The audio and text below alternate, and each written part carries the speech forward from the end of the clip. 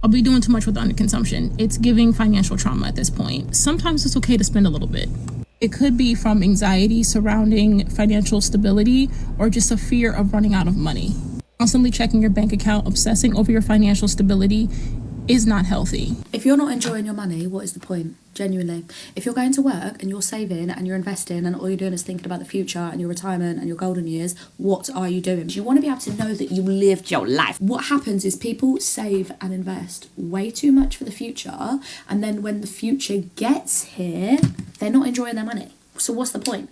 You literally were not put on this earth to just spend and invest. This is the ultimate guide to beating the frugal mindset and feeling poor. My immigrant parents always taught me to save money for a rainy day and that opportunities were scarce, so always work hard. And sometimes we feel like we need to cut things out of our life to afford something we really want, when really we should be thinking of things we can do more of to make back that money we lost and more. It's extremely unhealthy to try to save money all the time. You're assuming that you're going to live to be 70 or 75, and then you're going to finally reap all the benefits of a couple of dollars a day that you saved in a cup of coffee. But here's the reality.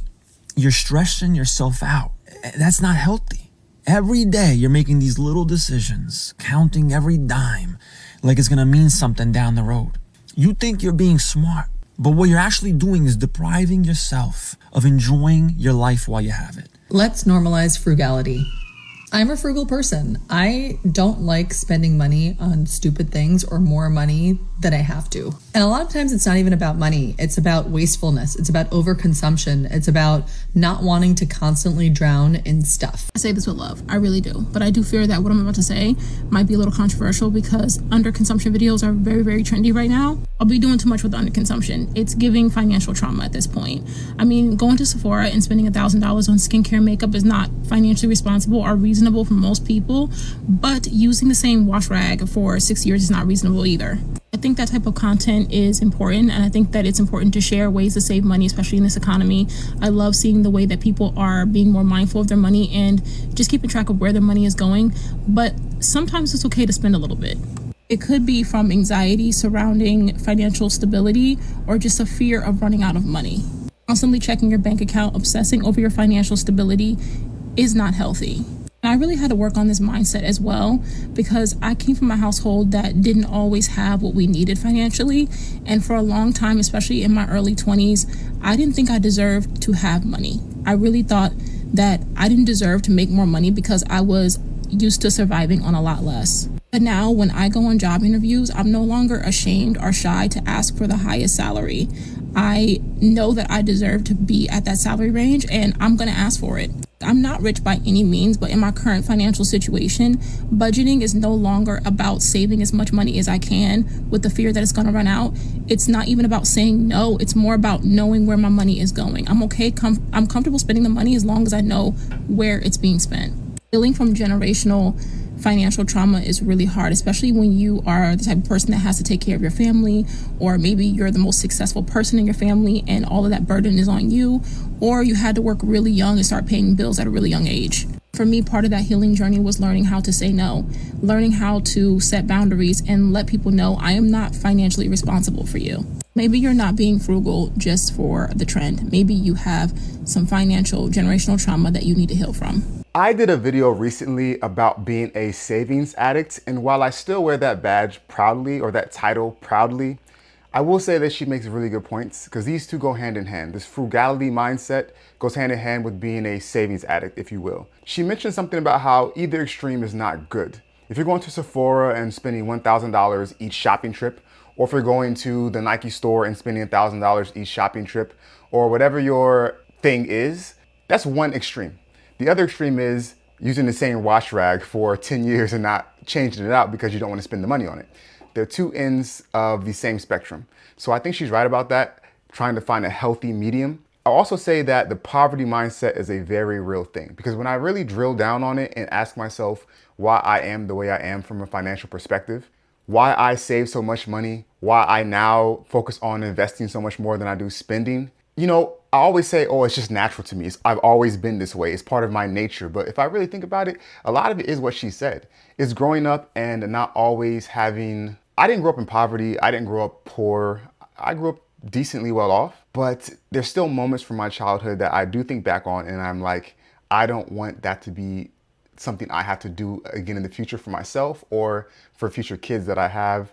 And I want to make sure that they have a certain lifestyle that I didn't. On top of that, I do also connect with what she said about how she might be the best off financially in her family. Again, everyone in my family is doing well, but if I really think about it, I may be, if not the best off, I'm definitely in the top 3. And so I think to myself, okay, I have family who I want to help if needed. And in order to help family, in order to provide a lifestyle for my future kids, I have to save, invest, don't spend at all. Spend very little, only on needs, very little on wants, because of that fear, because that's what it is at the end of the day. It's a fear, I think, of not having enough. If you're not enjoying your money, what is the point? Genuinely. If you're going to work and you're saving and you're investing and all you're doing is thinking about the future and your retirement and your golden years, what are you doing? Because let me tell you 2 things. 1, when you get to your retirement age, not only do you have less health and less energy, your interests change. The things that you say that you want to do now, you're not going to want to do when you're like 50 or 60, right? And when you are that age and you're like just chilling with your grandkids, or maybe not with your grandkids, what are you thinking about? You're thinking about your past. You're thinking about your history. You're thinking about your stories. You're reliving things. You want wisdom to come from experiences. You want to be able to know that you lived your life. Now, I'm not saying you're going to die at 60, right? Hopefully you still have another 20 or 30 years left in you. And actually 60, if you look after yourself, is not old at all. But maybe when you're 80, right? What happens is people save and invest way too much for the future. And then when the future gets here, they're not enjoying their money. So what's the point? You literally were not put on this earth to just spend and invest. Now, I am a money coach telling you this. I'm a big believer that we should be preparing for our futures and making sure that we're financially independent, especially if you are a lady. But that being said, enjoying your money is so important. Over the last few years, I have been to Ibiza, Italy, Dubai. For me, travel is really important. So I've been to all these cool places, right? Yes, I could have saved more. Yes, I could have invested more. Yes, maybe I could have a property by now. Probably not, because I live in London. But let me tell you, the experiences and the joys that I have from those memories with some of my best friends, priceless. Now, travel might not be your thing, but find your thing. Find your why with money, because then you actually have a reason for going to make money that is not just, oh, I just need to like survive and pay my bills and like have enough money in retirement. You can actually enjoy your life. So I think this video speaks to a minority of people. So watching this, I actually realized that maybe I'm not as much of a frugal person as I thought I am. Well, I'm definitely frugal, don't get me wrong. But I take trips, I've taken trips with friends, and I think that creating memories, at least for me, is way more fulfilling than buying things. But again, that's me. Some people, maybe they get more fulfillment from buying things and they like knickknacks than they do traveling. I don't know. I think that what she's saying is true for people like myself and probably for a lot of you. But for most people, I don't think that they save and invest more than they spend. So I think that those people do need to see the side of TikTok or the side of YouTube or the side of life where people are demonstrating what it's like to save more and invest more and live a more frugal lifestyle so that they can get pulled back to that middle we talked about and have more balance. Because I think most people, if we're looking at a spectrum, and on, I don't know, the left-hand side is spend, don't think about the future that much, do the here and now. The other side of it is invest, save, don't go outside, peek out the blinds, I don't want to step out because I'll spend money. I think we need to move somewhere right here in the middle. And I think that most people are on this side. And so she's talking to people who are more so on this side, which I do believe are probably fewer in number than those who spend and don't think about their future enough. And I will say that she's right, I think anyways, because we've heard the stories and the studies about people who are nearing the end of their life and they say they think more about the things they didn't do and have regret about that more so than the things that, you know, they did do. They think more about the things they wish they would have done. Maybe that's traveling, maybe that's spending more time with family, maybe that's, you know, doing more hobbies as opposed to working, investing, saving. So while she is right to an extent, I think overall, the message that she's sending is for a minority of people. This is the ultimate guide to beating the frugal mindset and feeling poor. Last year around this time, I spent almost all of my savings on my new collection manufacturing it, and it was so scary and such a risky thing to do, but I ended up selling out almost all of that collection and making back a lot more. This time of year again, instead of saving up money for my retirement fund or saving up money for the next big thing that we're always taught to do, I made the risky decision again to design and manufacture my new collection. And this was all such a scary thing for me to do because my immigrant parents always taught me to save money for a rainy day and that opportunities were scarce, so always work hard. And sometimes we feel like we need to cut things out of our life to afford something we really want, when really we should be thinking of things we can do more of to make back that money we lost and more. For example, if we're trying to cut out coffee every single day, which is like $4, and we're trying to cut corners to try to afford something, it's going to constantly make us feel like there isn't enough money in the world. And the hard truth for you and for me is that money was made to be spent, and when we feel like there's an abundance of it, that's when we'll truly feel like we're deserving of all of it. And unlearning this mindset is not an overnight thing. It takes years, but I promise you, when you do start slowly unlearning it, it will make the world of a difference for your mental health. Let me tell you guys, this video resonates with me so much as a first-generation American with immigrant parents who have a savings-first mindset and mentality. And if I'm honestly speaking, a scarcity mentality when it comes to money, and I can't blame them. I can't blame them from where they came from into where they're at now, into where they've been able to put me and my family in the position that we're at now. I love them for it, and I'm not mad about it at all, and I can't blame them for their mindset, so I really appreciate them. But I will say that it does take time to unlearn that wiring, because what she's saying, I think, is so true. Money is in abundance. It does feel like it's scarce a lot of times, and maybe I'm speaking from a privileged perspective financially, which feels weird to say, but money is not a scarce thing. It's out there to be had. And it does take a shift in mindset to realize that and to make changes so that you can focus on earning more money. And a lot of that comes from taking risks, like she's talking about, taking risks, what it sounds like on a business, as opposed to hoarding money and trying to stretch every dollar and penny pinch your way to success or to wealth. It's not going to happen. And people love giving the example of coffees. I get it. That's the popular thing to say, you know, your $4 latte. But really, it's deeper than that. Like for someone like me, I review my budget probably to an unhealthy extent. I will try to cut costs in every which way I can. Literally, the other day, I was going through my budget, which is already bare bones as it is. And I was stressing over reducing my OneDrive account from $10.49 a month to $7.41 a month because I wasn't using all this. I use the space, but long story short, I was focused on saving what, $3 or $4? How much energy did it take me to do that? And mental stress to do that versus making more content that I enjoy making, that hopefully you enjoy watching, and that pays me more, not much more, but that's not the point, more than, you know, a couple $20, $30 a month. And again, this is different for everyone. Everyone's not going to be an entrepreneur and be able to shift the money they would be saving and investing to building their business. That's fine. You don't have to be an entrepreneur, but we can all find ways in our life to mimic this, whether it's investing in a new certification for work, whatever industry that you're in, that can get you more money. That's something you could do. Go get your PMP. If you're in human resources, get your human resources certification. If you're a nurse, go get a specialization or specialized something in nursing. I don't know if that's a good example. This is all off the top of my head, obviously. So, but I like that thinking of how can I make more money? How can I level up my thinking to attract more money, to gain more money, as opposed to how can I reduce my expenses more and save more? Both should be happening, but not at the expense of your health and happiness. So I don't know. I love this one. It's extremely unhealthy to try to save money all the time. You're assuming that you're going to live to be 70 or 75, and then you're going to finally reap all the benefits of a couple of dollars a day that you saved in a cup of coffee. But here's the reality. You're stressing yourself out, right? That's not healthy. Every day you're making these little decisions, counting every dime like it's going to mean something down the road. You think you're being smart, but what you're actually doing is depriving yourself of enjoying your life while you have it. And let me tell you something. Stress will kill you faster than spending $3 on a cup of coffee. You're literally taking years off your life. And for what? A few bucks here and there? You think you're saving money, but you're paying the price of mental health. It's costing you much more than money.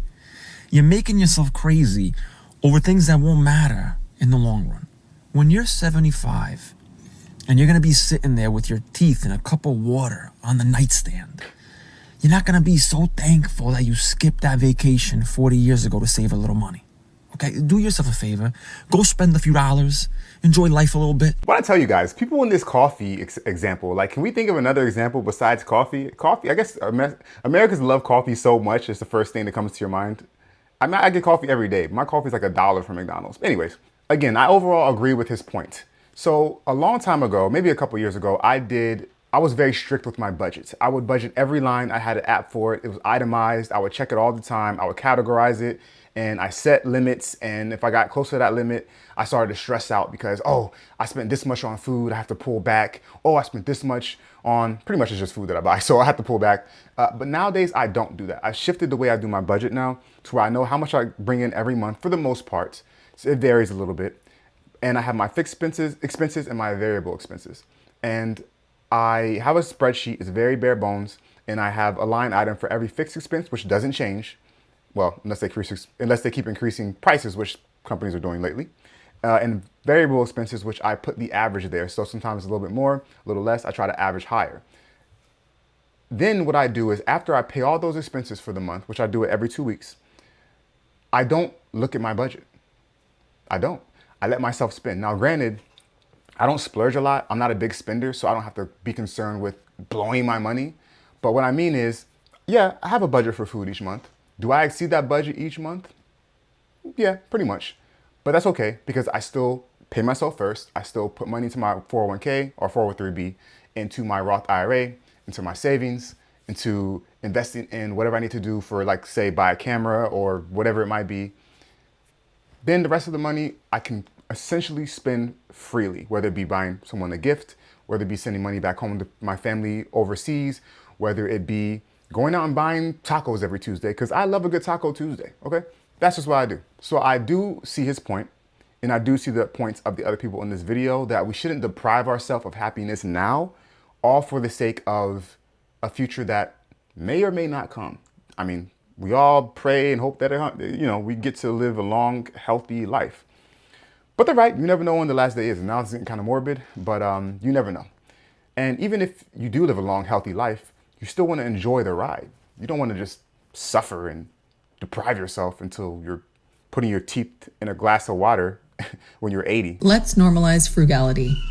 I'm a frugal person. I don't like spending money on stupid things or more money than I have to. And a lot of times it's not even about money. It's about wastefulness. It's about overconsumption. It's about not wanting to constantly drown in stuff. And thankfully, we're doing fine financially. I don't have to do these things. It's just I equate being frugal with being smart.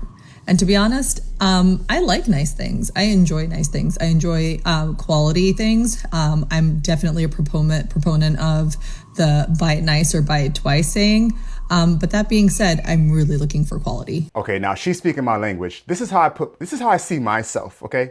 And we all see ourselves however we see ourselves, whether it's right or wrong. I see myself as being someone who, yes, maybe there's some trauma there, okay? Maybe there's some fear there. There's definitely fear there. Maybe there's scarcity mindset in there a little bit. I'll acknowledge all that. I'll be honest about it. I'm not too proud to say that. But at the same time, I'm of the mindset like she is. I think a lot of the consumerism that we do is wasteful and unneeded and unnecessary. And so therefore, I don't want to participate in it. Not to get all green thumb and, tree hugger on you guys, but I don't like the idea of landfills filling up with cheap consumer items that we buy because we are filling a void that just go sit in the landfill and don't even degrade or end up in the ocean choking turtles. I'm not for that. I think it's very bad. Fast fashion is bad. Plastic, don't get me started on that. And so many materials that we buy are cheap, like she said. Buy it right or buy it twice. I'd rather buy one good quality thing and hold on to it for a long time so I have to buy another one. Like, I know friends who every time a new phone comes out, the new year or whatever, the edition, they'll upgrade. Same with their cars. They'll drive it for a few years, they'll upgrade, they'll trade it in. Same with their homes. Some people buy homes staying there for 3 to 5 years and then move, which is already just super crazy, which I won't get into here. But I question sometimes, why are they really buying these things? Is it to fill a void that they're missing something? Is it because they're addicted to it? Is it because they are a slave to consumer marketing and advertising? It's probably a little bit all the above. You know, some people just have hobbies, and I can understand that. I'll say that's one caveat that I'll say, fine. Let's say that you're a guitar enthusiast or you're just a musician and you have a couple guitars, maybe a piano, some drum set, some drumsticks, and all these different music-oriented things. And that's your thing. You like to buy them. Some are vintage, some are collectibles. You know, I understand that. Some people are sneakerheads. They like to buy sneakers because they're, you know, they look at them as collectibles almost. If you have like one specific niche thing, I can almost understand that, you know. But if you're just someone who just goes out and likes to just splurge just because you're bored, maybe think about that. And again, I'm not here to judge because I have my own problems, like we all do. So I'm definitely not pointing any fingers unless they're pointing at myself. This is just a thought, right? So for me, I'm frugal partly because of the trauma, but I'm also frugal partly because it's an intentional choice that I make because I think it's good for the environment, it's good for the world, it's good for my mental health, because I don't want to be on a hamster wheel of having to get these quick dopamine hits by buying things. I have my other vices, right? We all have our vices, but consumerism just isn't mine. So I think she's spot on. I love it. And I think it's a counter point of view compared to the other people who we just watched who are saying frugality is not the greatest thing. She's given a more healthy perspective of frugality. That being said, guys, thanks for sticking around and watching the video. Really appreciate it. If you felt you liked it, feel free to like and subscribe. And until next time, as always, make smart financial decisions.